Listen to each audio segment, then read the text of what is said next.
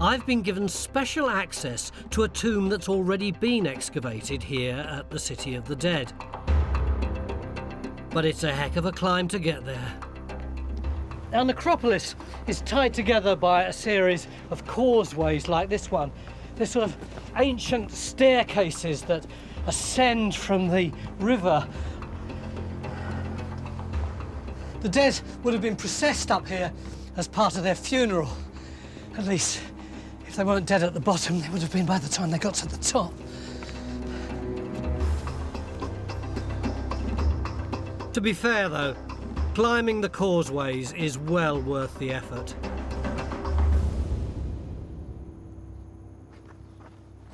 Who wouldn't want to be buried up here? For at least 500 years, the most important people in southern Egypt were buried at this necropolis. The pharaoh himself gave permission for new tombs to be built. And right now, I'm looking for one of the very grandest. This extraordinary courtyard dominates the whole of this side of the cliff, swinging all the way around here as well. Imagine what this would have looked like originally when it was beautifully polished and sanded. And this was just the place where people gossiped about you after you died. The tomb itself is in here. It's a privilege just to stand here. This is the tomb of a guy called Sarenput II, who was governor here a mere 3,860-odd years ago. And look at these stone columns, all of them hewn out of the solid rock. They haven't been painted. This, what appears to be decoration, is just the lines in the rock itself. The governor Sarenput was one of Egypt's local rulers controlling regions on behalf of the pharaoh. Here on the southern border, Sarenput protected the gateway to the rest of Africa. And now we come to a corridor where there's a statue of him. He's lost his head, but apart from that, he's great. Here's one with its head still intact. And I think, yep, another one here. So we've got 1, 2, 3, 4, 5, 6 statues. Look at the eyes on that one, staring at us across time. So where's Sarenput? Well, I'm told that his mummy was never found. It was robbed, I suppose, hundreds, even thousands of years ago because of all the jewels that would probably have been on it. So as for the man himself, all that's left now is a painting in a little cupboard.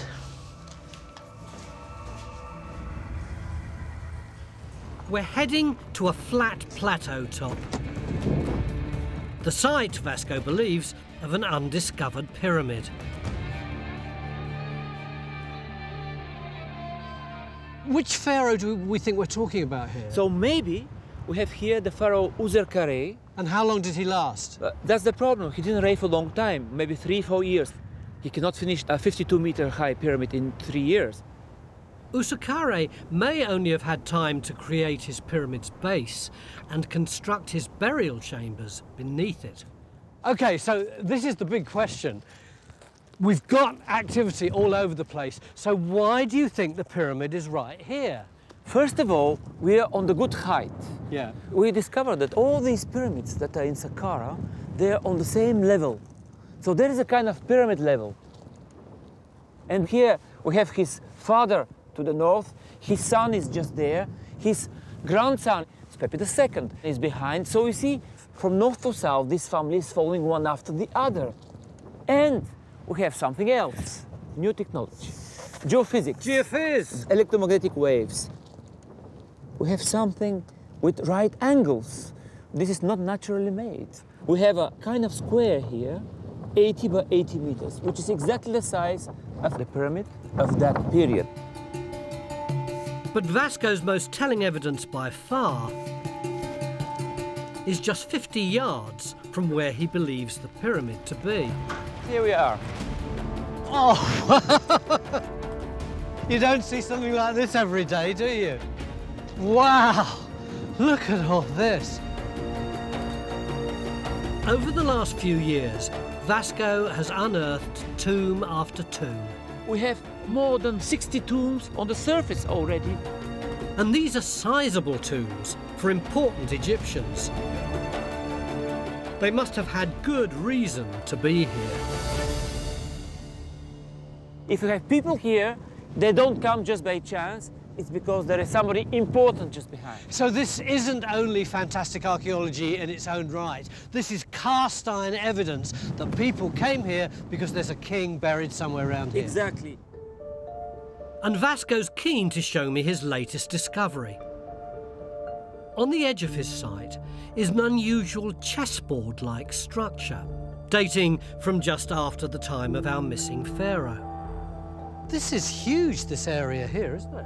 Yeah, it's an enormous structure, 12 by 12 meters, and you have 23 shafts. Each of these shafts should lead to a tomb. And there's one that Vasco started to explore.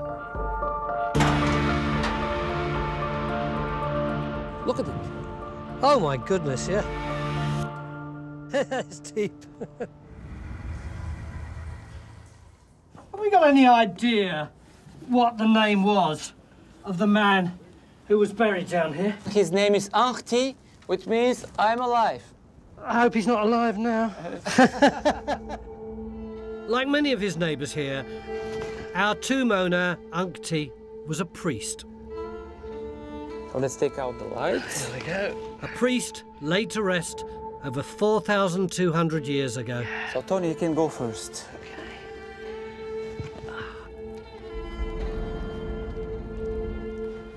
This does feel a bit Indiana. Oh, yes, there's hieroglyphics here.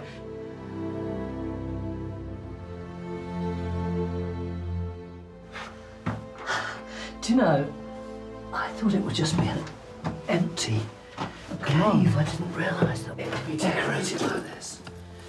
This is beautiful.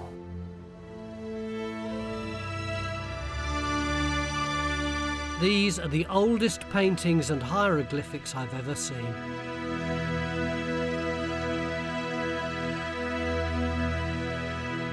Was it filled with sand? It was filled with sand until here. You see the trace, you see?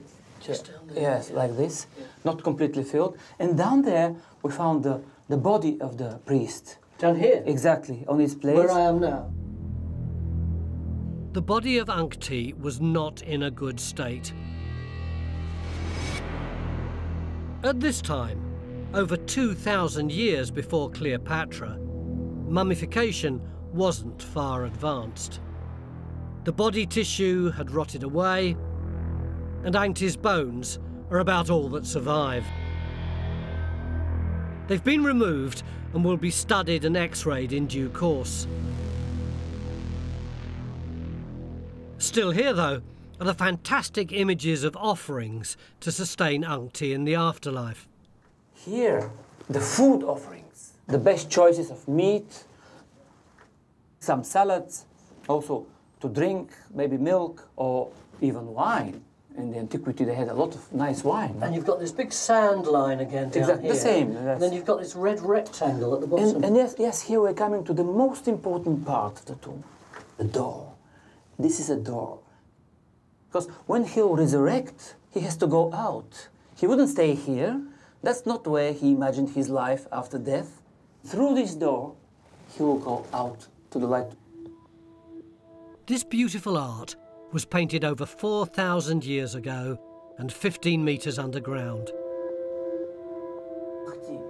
Tomb decoration like this was fashionable during the reign of Ankhti's pharaoh, Pepi II, whose name appears inside the tomb.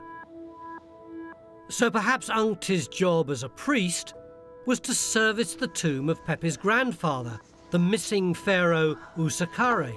I'm coming up, lads. Hold on to that rope.